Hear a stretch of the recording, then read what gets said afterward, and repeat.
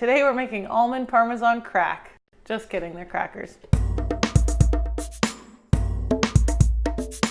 These almond parmesan crackers only have 5 ingredients, and they're probably the easiest crackers in the world to make, but they're not cheap, especially when you use real Parmesan cheese like I did, and ground almonds aren't cheap either, so just a disclaimer, but do what you want with your money.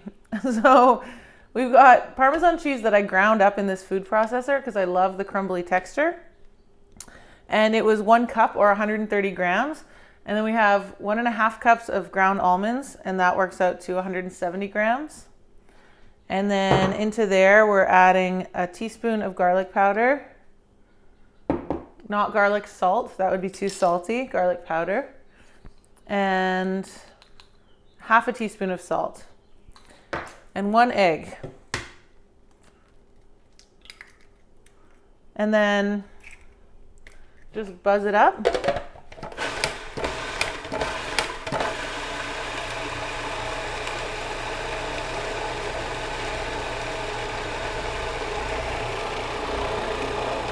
Until it starts to come together into a ball, and that's your cracker dough made.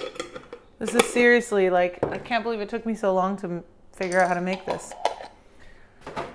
This video was a request from a friend who is doing the keto thing. I'm not doing the keto thing, but it doesn't mean I can't eat these crackers.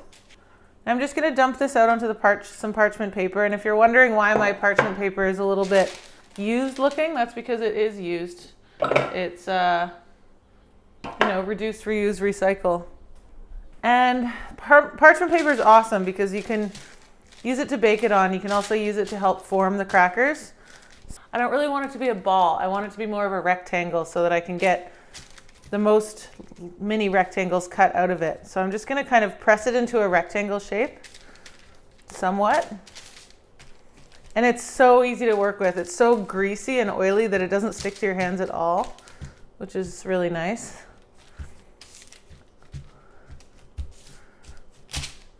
So it's a little chubby little square. And then I'll put the other piece of paper on top and then just roll it out with a rolling pin.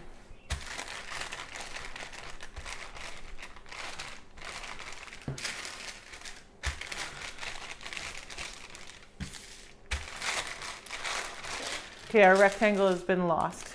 I might just re-rectangle it. This dough, because there's no gluten in this dough, you can kind of work it and it's not going to get tough. Just going to try and reclaim our rectangle status here.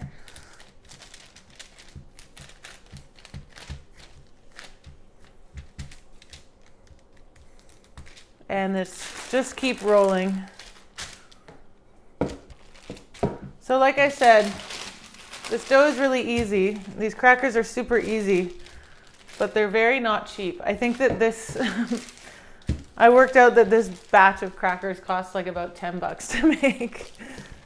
You can save money, of course, if you use crappy Parmesan cheese, but I chose to use the real deal. That's just up to you. And we want to roll them till the thickness is kind of up to you. I mean, I like them a little bit on the thicker side just because they have a nice bit of heft. It's almost like an oat cake. I don't know if you've ever had a Scottish oat cake. I'm kind of going for that thickness, like 1/4 inch or so. You can kind of feel it, make sure it's pretty even. Feels good. Now, I did a poll on Instagram where I was trying to get feedback on whether people wanted just salt on the top or salt and pepper. The jury's kind of out. I had a mixed reactions, so I'm going to actually do a combination of things on the top.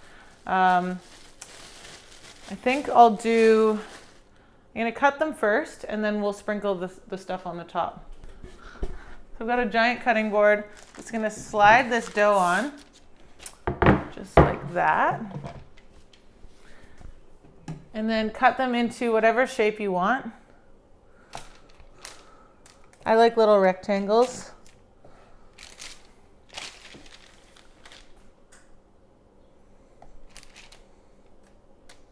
And if you have any really scraggly bits, you can re-roll them so that you get more rectangles.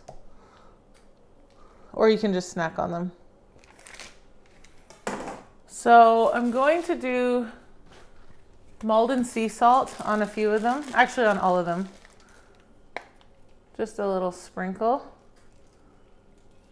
And then some black pepper on some of them. And then on the last row, I'm gonna do flaked almonds that, I think if we just sprinkle them on like this, and then maybe go over that section one more time gently with the rolling pin, just to kind of embed them in, just gently. Let's see how that works. Yeah, perfect.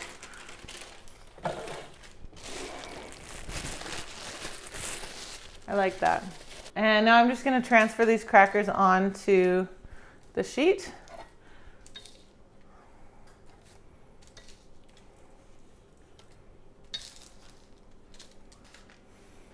So we've got a multitude of different toppings on these crackers. Wonder if I can fit them all on here. It's probably best to actually spread them out onto 2 different baking sheets so that they cook more evenly. But who am I to do things properly anyway? Okay, so I got a second baking sheet because I decided there were too many on this one. So that is something to consider. When your baking sheet's too crowded, the ones in the middle won't cook as kind of quickly as the ones on the outside.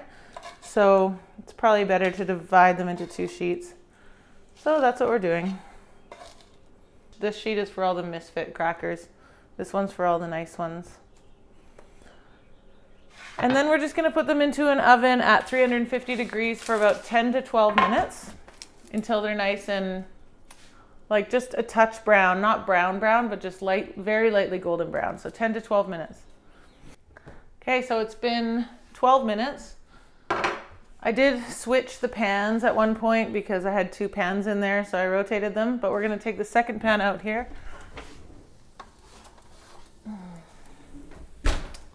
And that's the finished crackers. So the almond ones are kind of cool. They stay pretty embedded. I like the salty ones. I like the salty peppery ones. This is just a totally personal choice, so do whatever you want. You could even do sesame seeds. That would be nice. So I'm just going to lay these out on a cooling rack. I'm not going to lay out the ugly ones because those are for my own personal snacking needs. But these are all the presentation ready, dinner party ready crackers. So I'd say invite some friends over, buy some pâté or make some pâté, or just gather some nice cheeses. I like putting chutney on mine, but again, that would ruin the whole low carb thing because chutney's loaded with sugar. But you know, you can kind of just do what you want with these things.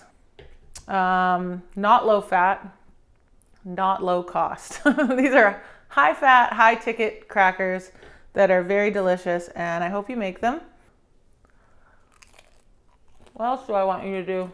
Comment below with what you would put as a topping. I'm really curious. Don't be afraid to subscribe to my channel if you're into that kind of thing. And we'll see you next time.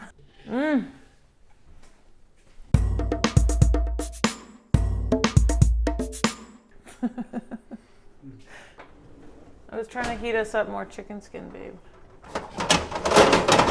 Oh my God.